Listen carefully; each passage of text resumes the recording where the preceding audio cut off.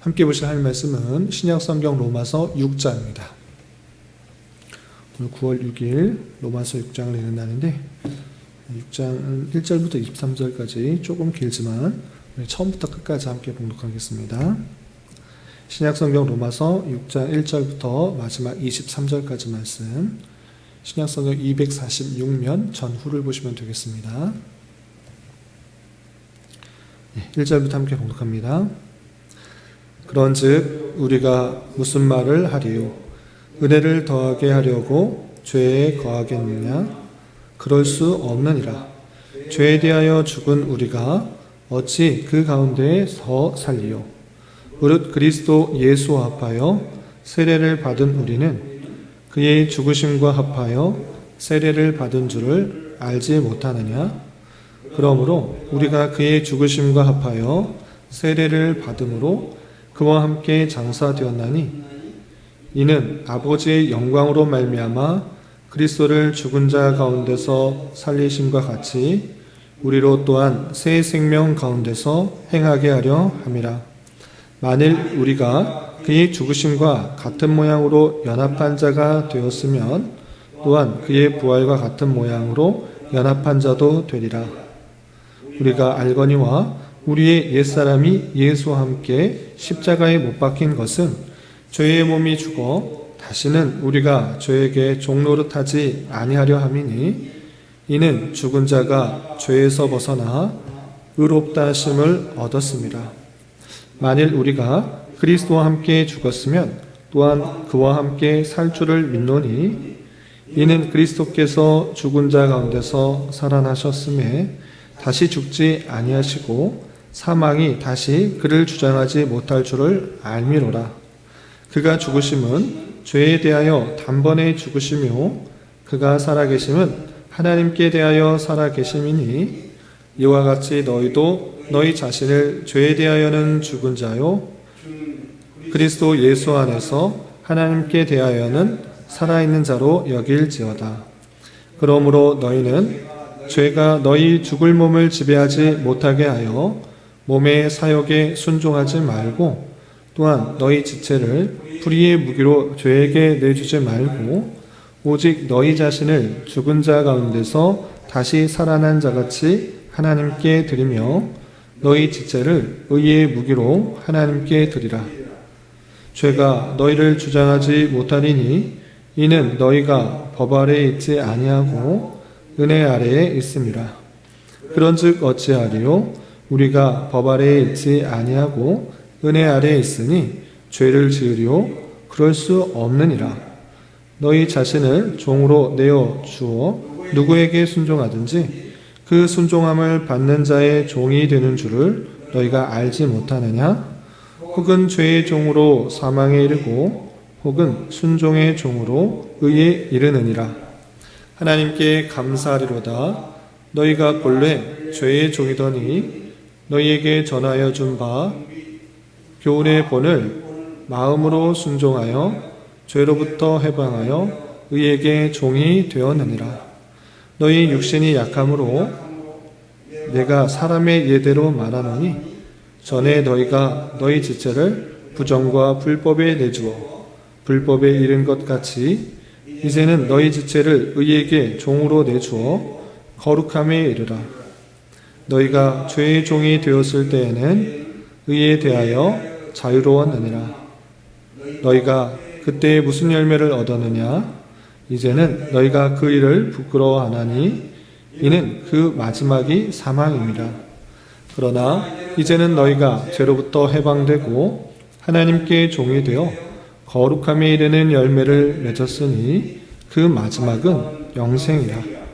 죄의 삭은 사망이요 하나님의 은사는 그리스도 예수 우리 주 안에 있는 영생이니라.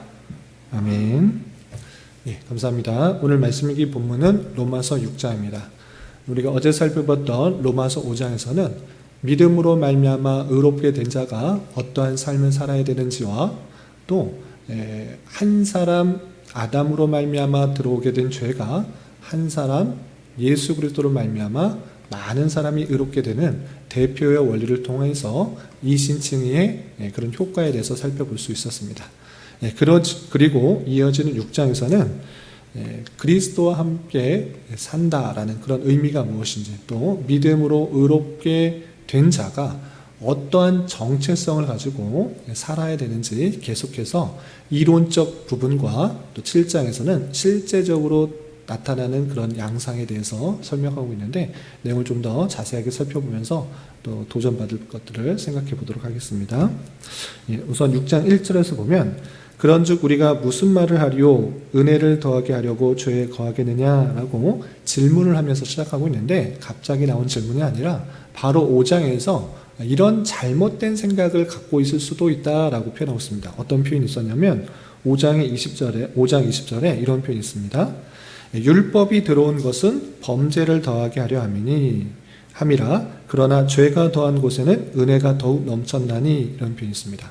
그러니까 오직 하나님의 은혜로 우리가 구원을 받는다, 이런 말을 할 때, 그러면 우리가 죄를 더 많이 지었으면 하나님의 은혜가, 하나님의 영광이 더 크지 않습니까? 이렇게 착각하면서 내가 더욱더 하나님의 영광을 위해서, 하나님의 의가 드러나게 하기 위해서 죄를 더 지으면 되겠습니다, 이렇게 잘못 생각하는 경우가 혹 있을 수 있다는 것입니다. 그런데 그렇게 말하는 것 아니다.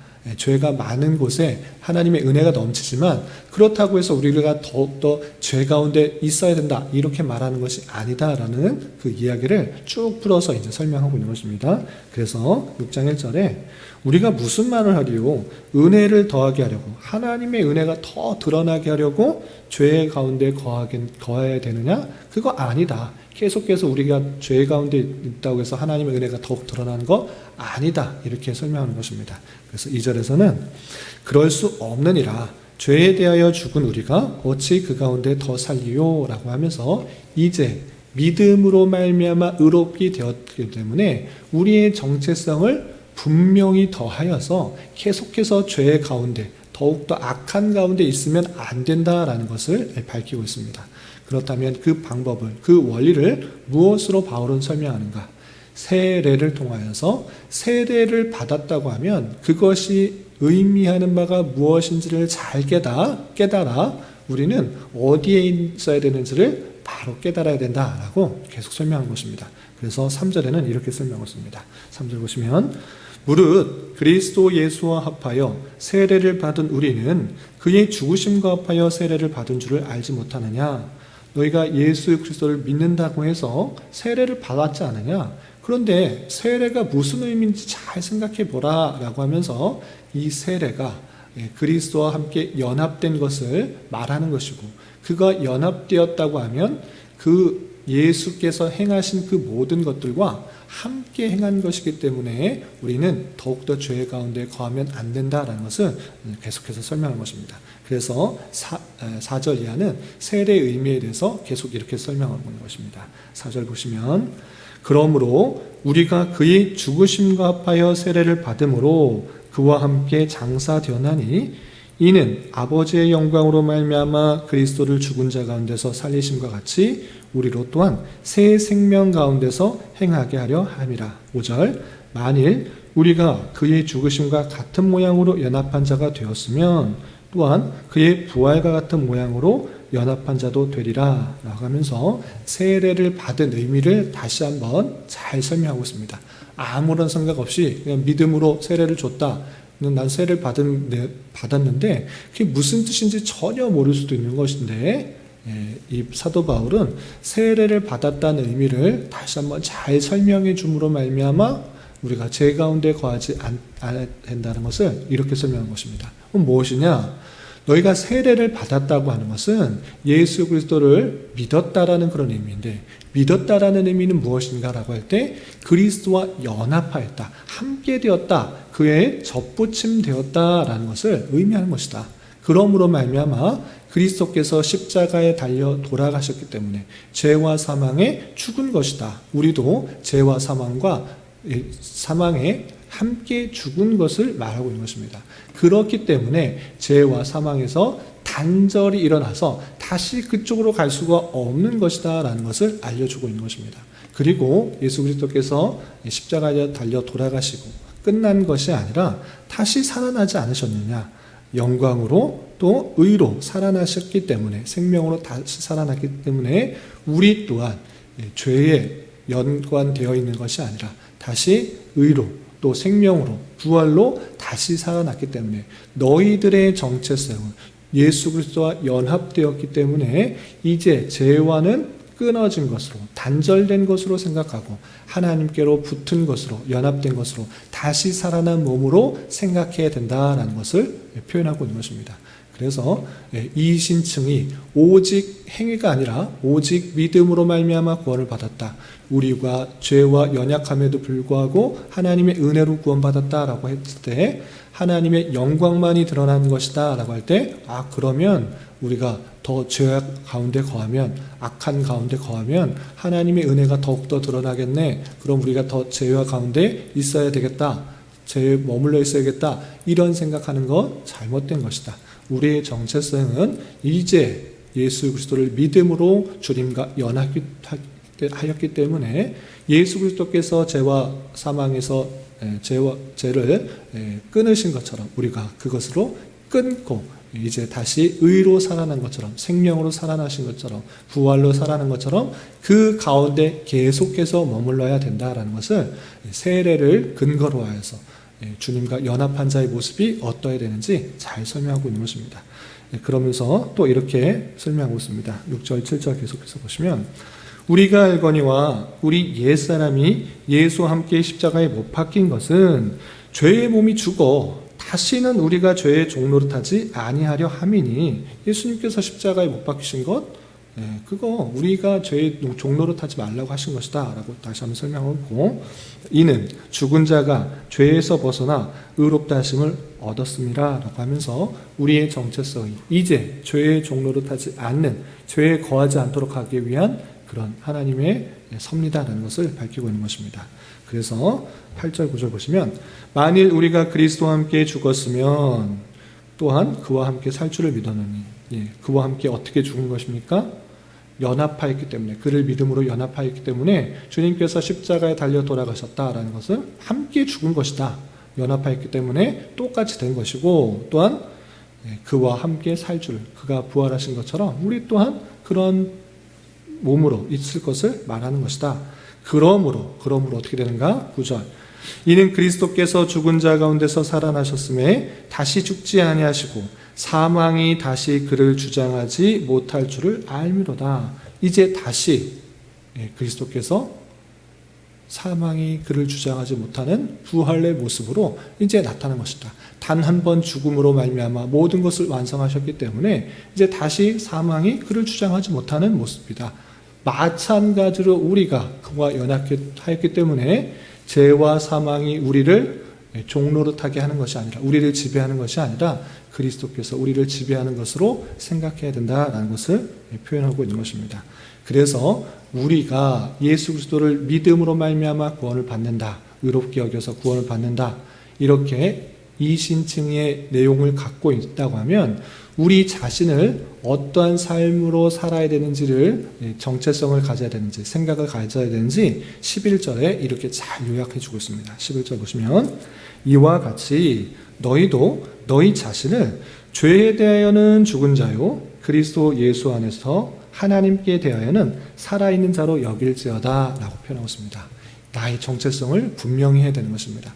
계속해서 죄와 또 여러 가지 유혹에 의해서 사망의 모습으로, 죄의 모습으로 나아가려고 하는 것으로 알지 말고, 이제 예수님과 연합하였기 때문에 주님께서 죄와 그 사망의 관계를 끊어내신 것처럼 이제 너도 주님께 붙은 것처럼 하나님께 대하여 살아있는 자로, 죄에 대해서는 죽은 자로 그렇게 여기면서 살아야 된다라고 표현하고 있는 것입니다. 그래서 하나님의 의가, 하나님의 영광이 더 드러나게 하기 위해서 죄 가운데 머무른다, 이런 소리 하는 거 아니다, 이렇게 표현하고 있는 것입니다.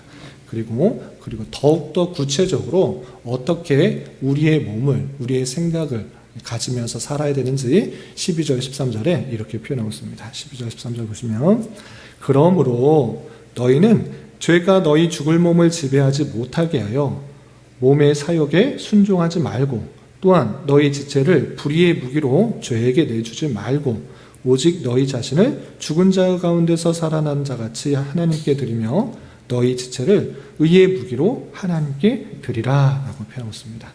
이제 나의 정체성을 분명히 하여서 주님과 연합한 자의 모습으로서 죄가 내 몸을 지배하지 못하도록 우리 안에 있는 다양한 죄성, 연약함 가운데 계속 죄를 지으려고 하는 그 모습들이 있는데 그런 것에 따르지 마라.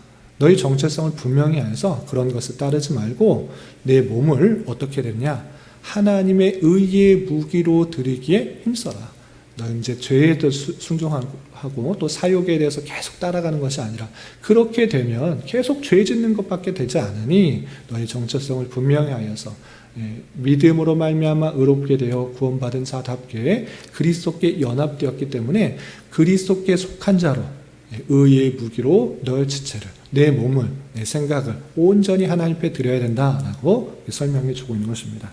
그래서 15절 이하 또 23절에서는 이 생각을 가지고 더욱더 의의 종으로 살아야 되고 사망의 종으로 사망에 묶여서 또 사욕에 따라서 행동하는 것은 그렇게 죄를 낳고 사망에 이르게 되는 것이고 그런 것이 아니라 하나님께 순종하는 마음으로 그 모습을 살아갈 때 의의 모습으로 드러난다라는 것을 이렇게 계속해서 설명하고 있습니다. 그래서 15절 이하 쭉 보시면 그런즉 어찌하리요 우리가 법 아래 있지 아니하고 은혜 아래 있으니 죄를 지으려 그럴 수 없느니라. 우리는 이제 죄의 법이 아니라 의의 법 가운데 있다라는 것을 잘 깨달으면 죄를 짓는 것이 아니라 의를 더욱더 행할 수 있다는 것을 보여주고 있는 것입니다. 그래서 16절에는 너희 자신을 종으로 내주어 누구에게 순종하든지 그 순종함을 받는 자의 종이 되는 줄을 너희가 알지 못하느냐? 혹은 죄의 종으로 사망에 이르고 혹은 순종의 종으로 의에 이르니라. 어떤 것에 순종하여 말을 따라해서 순종하게 되면 그것을 행하게 되면 그것을 따르는 사람이다. 만약에 육신에 따라서 죄의 법에 따르면 사망에 이르는 것이고 그것이 아니라 하나님의 말씀을 따르고 그 원하심을 따르면 의롭게 되는 것이다 라는 것을 밝혀주면서 죄에 순종하게 되면 사망에 이르고 또 하나님의 말씀에 순종하게 되면 의에 이른다라는 것을 보여주고 있는 것입니다. 그리고 계속해서 보시면 17절 18절 하나님께 감사하리로다 너희가 본래 죄의 종이더니 원래는 죄의 모습을 따라하는 사욕을 따라하는 죄성들을 따라하는 그런 죄의 종이었는데 너희에게 전하여 준 바 교훈의 본을 마음으로 순종하여 죄로부터 해방되어 의에게 종이 되었느니라 라고 하면서 다시 한번 로마에 있는 교회 성도들에게 자신의 정체성들을 확고해 주는 그 말씀을 보여주고 있는 것입니다. 그러므로 말미암아 더욱더 육신의 정욕과 죄의 법을 따르는 것이 아니라 의의 법을 따르는 모습으로 살아야 될 것을 강조하고 있는데 죄의 법을 계속적으로 따르면 어떻게 되는지 다시 한번 설명하는데 그것은 무엇이냐? 사망에 이르는 것이다 라고 밝혀주고 있는 것입니다. 그래서 마지막 23절 보시면 20절부터 보겠습니다. 20절 너희가 죄의 종이 되었을 때는 의에 대하여 자유로웠느니라. 너희가 그때 무슨 열매를 얻었느냐? 죄의 종이 되었을 때는 무슨 열매를 얻었느냐? 그 마지막이 사망임이라 라고 표현하고 있고 그러나 22절 이제는 너희가 죄로부터 해방되고 하나님께 종이 되어 거룩함에 이르는 열매를 맺었으니 그 마지막은 영생이라. 죄의 종이 되었을 때는 사망을 낳고 하나님의 종이 되었을 때는 영생을 얻는다라고 설명해 주고 있는 것입니다. 그래서 간단하게 요약하면 이렇게 말할 수 있다라고 하면서 아주 유명한 구절로 알려져 있는 23절에 이렇게 표현하고 있습니다. 죄의 싹은 사망이요 하나님의 은사는 그리스도 예수 우리 주 안에 있는 영생이니라 라고 하면서 아주 유명한 구절. 죄의 결과는 사망이 이른다. 죄에 가서 계속적으로 따르는 그 죄의 종의 모습을 하면 사망에 이르지만 그렇지만 하나님의 은사 예수 그리스도 안에 있는 참된 영생을 우리는 얻은 것이다 라는 것을 다시 한번 표현해 주고 있는 것입니다. 이렇게 6장에서는 믿음으로 말미암아 의롭게 되어서 하나님께 감사 찬송하는 자의 삶이 어떻게 드러나야 되는지를 정체성을 확고히 해주는 그런 말씀을 알려주고 있는데, 그것을 대표적으로 세례의 예를 들어서 자신의 정체성을 확고히 하도록 했다라는 것입니다. 예수 그리스도를 믿음으로 말미암아 그것을 인친 바 되기 위해서 세례를 받는데, 세례는 주님께 연합한 것을 확고하게 하는 것이다, 인치는 것이다, 다시 한번 깊이 생각하도록 하는 것인데, 그것은 예수께서 죄와 사망에 죽으신 것처럼, 단번에 죽으신 것처럼 우리 또한 그것에 끊어진 자, 이제 분리가 된 자로서 여겨야 되고, 주님께서 다시 생명으로 살아나시고 부활하신 것처럼 우리 또한 함께 그렇게 된 줄로 알아. 죄와 사망의 법의 종로로 타는 것이 아니라 의의 법으로, 하나님께서 원하시는 모습으로 더욱더 나아가야 된다라고 표현하고 있는 것입니다. 그래서 11절과 같이 우리는 죄에 대하여는 죽은 자요 그리스도 예수 안에서 하나님께 대하여는 살아있는 자로 여겨 내 정체성을 분명히 하여서 죄의 법을 섬기지 말고 의의 법을 섬기며 마땅히 하나님의 뜻을 행하는 자의 삶을 살기를 힘써야 될 것을 강조하는 그런 말씀을 드렸습니다. 이런 말씀에 따라서 우리가 우리 자신의 모습을 되돌아보면, 또 7장에 나오지만 그런 정체성을 알면서도 계속 부단히 내 생각과 내 마음 가운데 부딪히는 것, 싸우는 것이 있는 것입니다. 하나님의 법을 따르고자 하다 여전히 내 안에 있는 죄성 때문에 계속적으로 죄의 법을 따르려고 하는데, 이런 갈등 속에서도 우리는 굳건히 무엇을 생각해야 되는가? 자신의 정체성을 분명히 해야 되는 것입니다. 나는 예수 그리스도와 연합한 자이다. 하나님께 접붙임 바 된 자이다. 내 죄성을 따라가려고 하는 것이 아니라 죄에 대해서는 죽은 자로 여기는 그런 모습, 그리고 하나님에 대해서는 산 자로서 그 정체성을 바로 가지고 더욱더 하나님의 뜻을 좇아 참된 영생의 모습으로 살아가기를 힘써야 될 것입니다. 오늘 하루 또 남은 한평생 이런 말씀의 교훈에 따라 힘있게 살아갈 수 있는 저와 여러분이 되시기를 주님의 이름으로 부탁을 드립니다. 기도하겠습니다. 하나님 아버지 감사합니다. 오늘 말씀을 통해서 예수 그리스도를 믿는 자로서 어떠한 삶을 살아가기에 힘써야 되는지 교훈을 받았습니다. 이런 말씀을 대하는 자로서 예수 그리스도를 믿는다는 것이 주님과 연합한 것이므로 죄에 대하여는 죽었고 그리스도와 함께 다시 살아 부활에 참여한 자임을 깨닫고 우리 지체를 몸의 사욕에 순종하는 것이 아니라 온전히 하나님께 드려 하나님께서 원하시는 의의 무기로 드리기에 더욱 힘쓰는 자 되게 하여 주시옵소서. 주님, 9월은 장학이라는 주제로 한 달을 보내려고 합니다. 신앙의 성숙과 성장을 위해 배우고 익히는 것에 더욱 마음 쏟는 한 달 되게 하여 주시고, 특별히 다음 세대 아이들의 신앙을 위해 더욱더 관심 가지며 기도할 수 있는 한 달 되게 하여 주시옵소서.